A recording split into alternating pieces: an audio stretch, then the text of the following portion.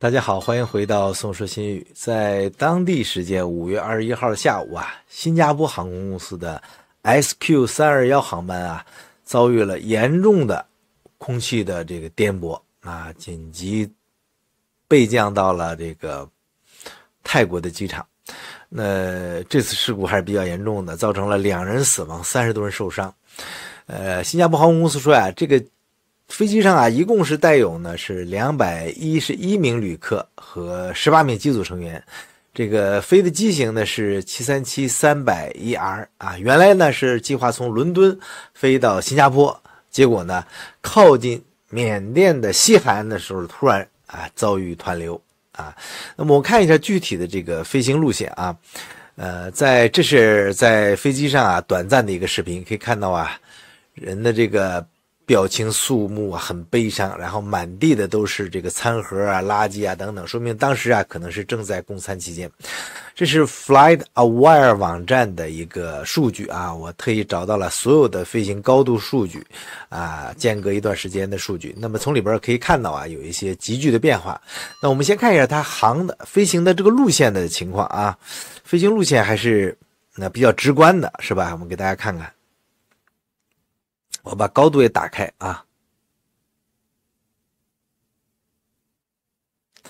我打开了这个实时高度。我们先看一下以10倍速飞行50倍速吧飞行的情况。飞机先从伦敦起飞，大家看到经过比利时是吧，德国然后捷克，这是然后斯洛文尼亚匈牙利，然后进入黑海，然后经土耳其，没经过土耳其黑海，然后经过亚美尼亚、阿塞拜疆，再经过里海，到达这应该是塔吉克斯坦吧，然后再往前就是乌兹别克斯坦，然后巴基斯坦，对没经过阿富汗，巴基斯坦下来，对，然后就是印度，大家可以看到从印度直接飞过来，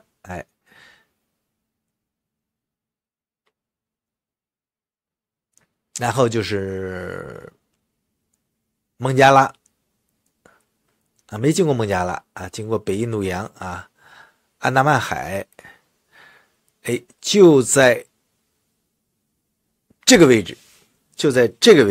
大家看到了高度图上看得很清楚，就在这个位置急剧失去高度，在很短的时间内飞机急剧下降这个发生事故的这个发生湍流之后它这个下降的高度就在这一刻发生的。大概是从1万多米的位置吧往下降。那么降了以后就这个事儿就是一个是肯定是有很多人没有系安全带，在供餐期间也可能和小桌板等等这些有关。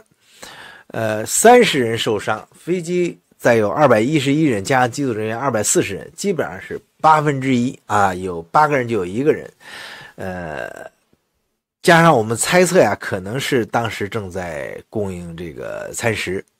所以一个是没系安全带的人急剧的这种颠簸情况下撞到顶又撞下来。第二个就是餐车餐车是最重的，容易造成伤害的，因为行李当时这个扣子扣紧之后不一定出来看起来地上也没有太多的行李，主要可能还是其他的在没有固定好的大件物品对人砸伤等等，这可能这个情况。所以现在说起来更多的信息还需要新航来公布，因为3分钟内下降了接近2000米，从这个数上能看到当然3分钟下降2000米机身的强度是够的，它结构上蒙皮不好说起码结构是这种扭曲剧烈的震动是没问题的，但是人受不了它像一个无形大手这样在搓揉这个飞机。那有过这个坐飞机空中颠簸经验的朋友都知道确实很吓人的前2天我不是外出一趟嘛，也是不远2个来小时，中间有一段时间我真的是也是很急的这个颠簸嗖一下上去嗖一下下来，可能大家都碰到过这事儿。在那种你不能掌控这个局面的情况下是最恐怖的。如果是你自己开的，心里可能有数。这就跟我们坐在副驾驶上和自己坐在驾驶座上开车那个感觉是不一样的。坐在副驾驶啊，总归还是比较担心的。所以这种重度颠簸，乘客可能会抛起来，撞到了客舱壁啊、顶啊，像这么长的时间，有的人可能就短暂失重了。再一个就是餐车或者其他的重物，那么目前是2名乘客死亡，应该是在飞机上就不行了啊，那30多人受伤。所以这种空中颠簸呀或者团流啊是很难预测的。我们继续看它往下的飞行啊。发生这个情况之后呢，他们就迅速做出判断啊，急剧的失去高度，可以看到急剧下降，最后呢就在缅甸的在泰国的机场降落。那么起飞机场呢就是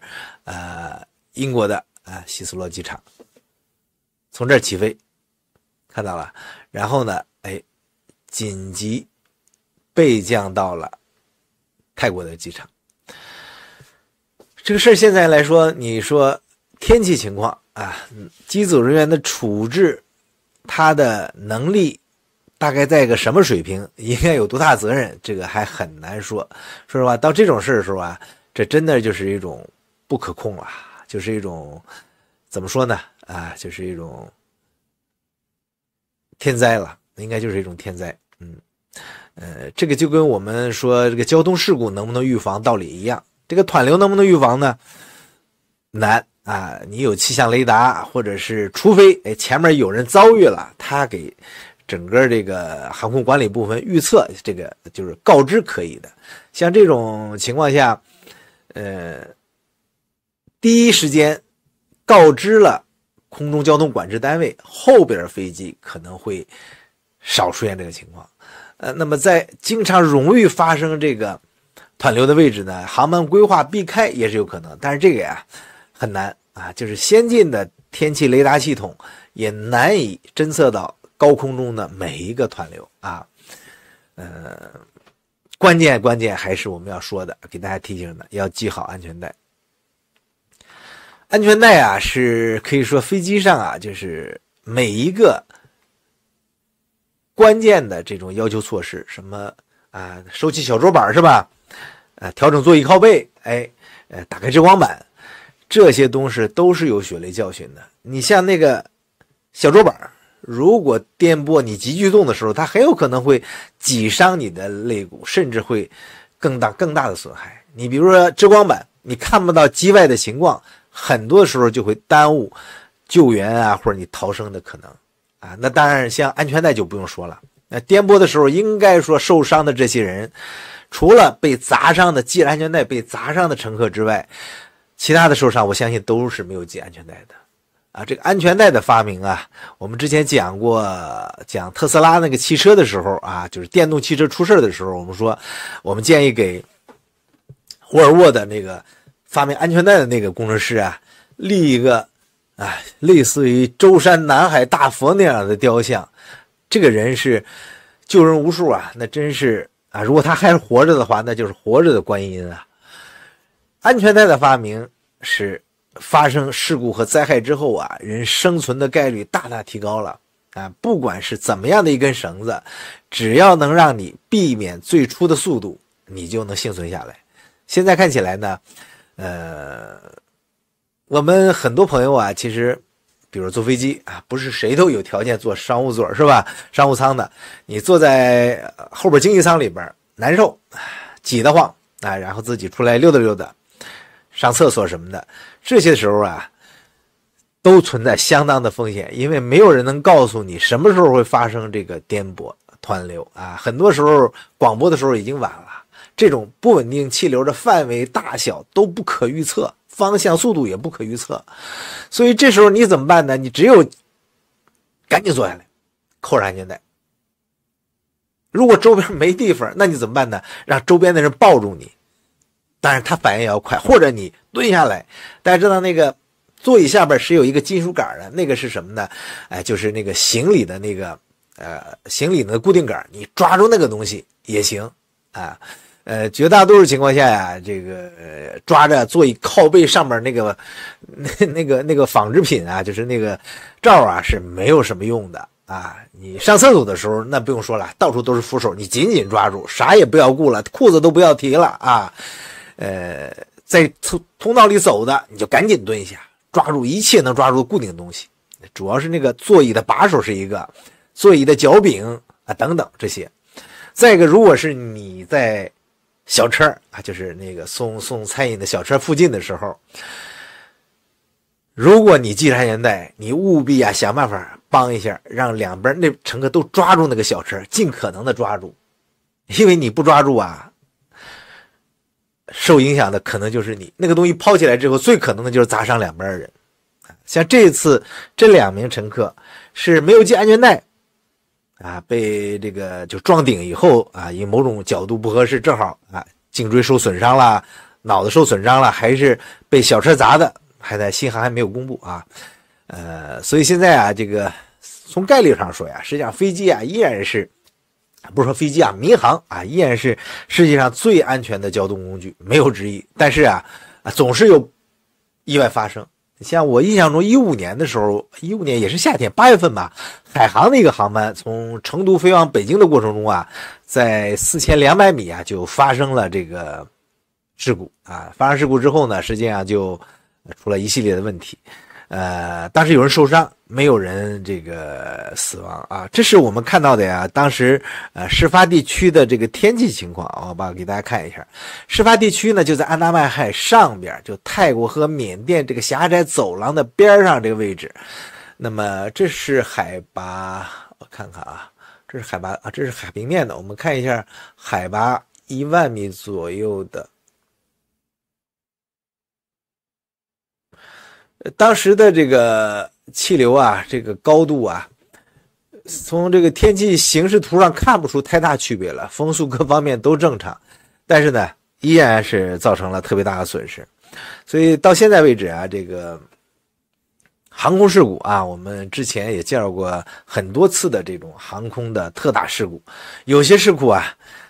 就绝大多数事故是我们普通乘客没法